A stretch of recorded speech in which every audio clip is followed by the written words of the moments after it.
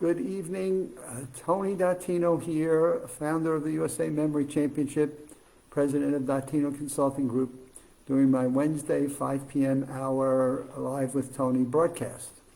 And I've modified my schedule from the Monday, Tuesday, Wednesday, Thursday, Saturday. I'm doing Monday, Wednesday, Friday, at least planning to do that through the Christmas holidays, with the exception of maybe Christmas Day. What I wanted to do, I've been working this week on a new course that Michael Dattino is putting together to go with his Maximum Memory Mastery online. And he's taken a piece from that and he's expanded it just wonderfully on brain health, because we've had a lot of feedback from people asking us, what are some of the things you can teach us about how to improve our brain health? As many of the folks that are in our live workshops have been worrying about dementia and cognitive impairment and Alzheimer's and things. And in my reading of yesterday, in my mailbox, I get the January issue of, let me get this here for you, Healthy Aging. Comes out of the Icahn School of Medicine at Mount Sinai, and this is the January 2021 issue.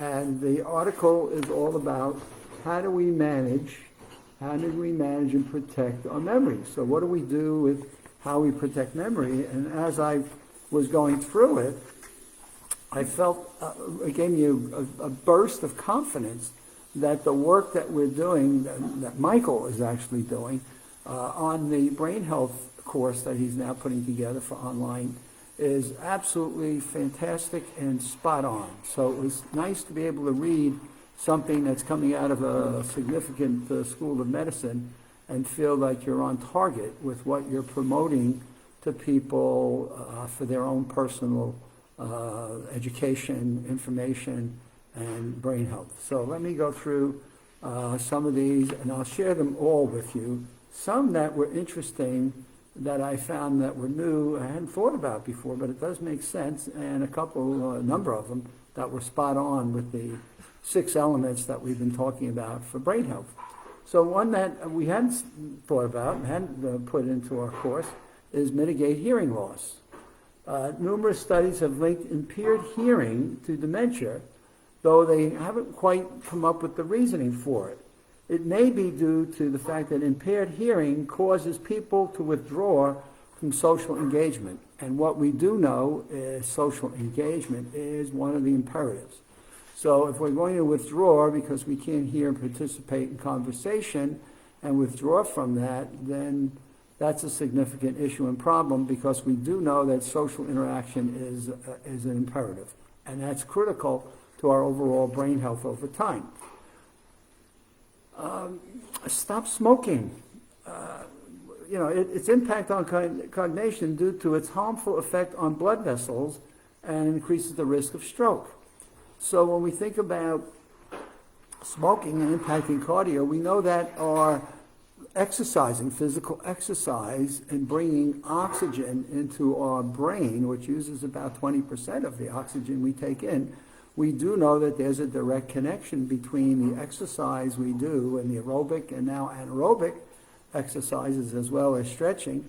We know that those are important factors that help us to maintain good, strong, healthy brains over a long period of time. So smoking impacts our breathing and our aerobics, certainly our lungs, would be certainly something on the top of our list. Get treated for depression. While depression's been linked to risk for dementia and causation with depressive possibility resulting from neurodegeneration, it is possible that both conditions may be caused by other factors. Whatever the connection, depression is a treatable disease, so if you have symptoms such as feeling sadness, hopelessness, poor sleep, irritability, and fatigue, talk to your doctor. So here we go, we now pick up sleep, and then we know that sleep is a problem. And God, how many people, especially during this time of pandemic, are having challenges and problems with sleep? And I've done a number of Live with Tonys that really have talked about how can people deal with their sleep issues, and what can they do in terms of their habits, in terms of what they do before bedtime, what they can do in terms of changing their synergy of thinking. What do they do if they get up in the middle of the night and they're racing thoughts and they're just working on something that's really troubling them and it's causing them a level of stress? And what I always recommend to people, and we just lay in bed and we toss and turn, but our brain is working on trying to deal with that and try to solution it and try to come up with answers, and then it wants to keep repeating it so you don't forget it when we wake up, right? So what do? We stay awake. So what I tell people to do is get out of bed. You're trying to get to bed, you're trying to go to sleep, and I'm telling you to get out of bed.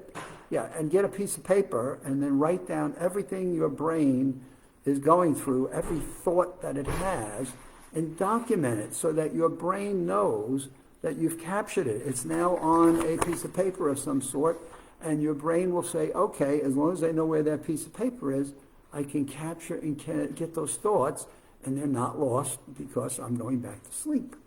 And what we do know is there are different levels of sleep that we go through, where you may be at a peak form of creativity that may drop down as you begin to wake up, and therefore you're not at peak anymore, and you may lose some of those thoughts that you think, gee, I solved the world's problems during my sleep, but when I woke up, I forgot what half of those were. So what you want to do is maintain a documentation of your solution. So the third thing is get pre-different depression, and it talks about what that does to your sleep. Number 4, don't get yourself socially isolated. And I think every science institute in the country, every neuroscience group in the country is coming back with the negative impacts of isolation, especially with the pandemic going on right now. This is becoming a huge problem, especially for people in assisted living, especially for people who live alone. How do we avoid getting people into a state where they feel totally isolated and disconnected? What we do know is we're hardwired to be social beings, and therefore, how do we maintain social interaction and social connection that takes us from isolation, and then we can now kick the ball back and forth over the net that may also add to loneliness, and we've seen a whole lot on that.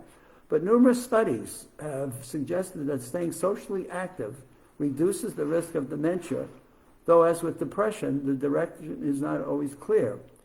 Cognitive impairment may cause people to socialize less than other way around, so as a protective effect, it may come down to the fact that social contract requires that you exercise cognitive skills like memory.